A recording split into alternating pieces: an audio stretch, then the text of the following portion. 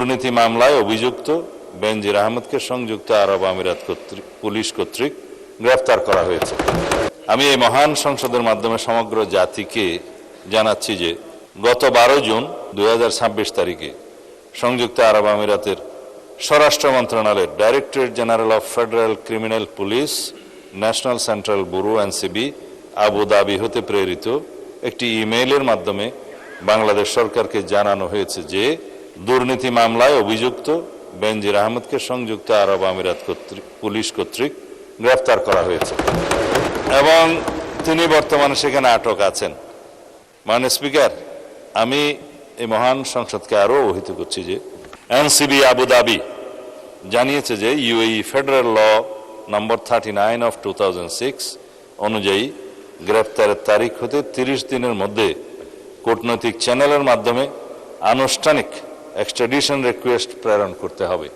বেনজির আহমেদের বিরুদ্ধে দণ্ডবিধির 420, 467, 468, 471 and 109 section এবং 1947 এর দুর্নীতি প্রতিরোধ আইনের সেকশন 5/2, 26(2) এবং 27(1) এর এবং বাংলাদেশ পাসপোর্ট অর্ডার 1973 এর 11 ধারার মানে সেকশন 11 এর মামলা বিচারাধীন রয়েছে।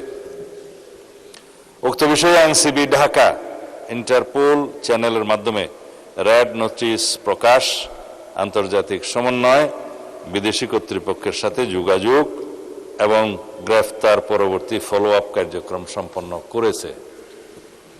দুদক কর্তৃক প্রত্যার্পণের জন্য প্রয়োজনীয় মামলা, গ্রেফতারি পরোয়ানা ও তদন্ত সংক্রান্ত দলিলাদি প্রস্তুত, স্বরাষ্ট্র মন্ত্রণালয় কর্তৃক এক্সট্রাডিশন প্রপোজাল প্রস্তুত ও অনুমোদন এবং পররাষ্ট্র মন্ত্রণালয়ের মাধ্যমে ইউএই কর্তৃপক্ষের নিকট কূটনৈতিক চ্যানেলে আনুষ্ঠানিক এক্সট্রাডিশন রিকোয়েস্ট প্রেরণ করে এনসিবি আবুধাবির সাথে সমন্বয়পূর্বক অতি দ্রুতই তাকে বাংলাদেশে নিয়ে আসা হবে। এটি বাংলাদেশ পুলিশের একটি ঐতিহাসিক সাফল্য। এর মাধ্যমে আমরা বিচারহীনতার সংস্কৃতি থেকে বের হয়ে আসতে সক্ষম হব ইনশাআল্লাহ।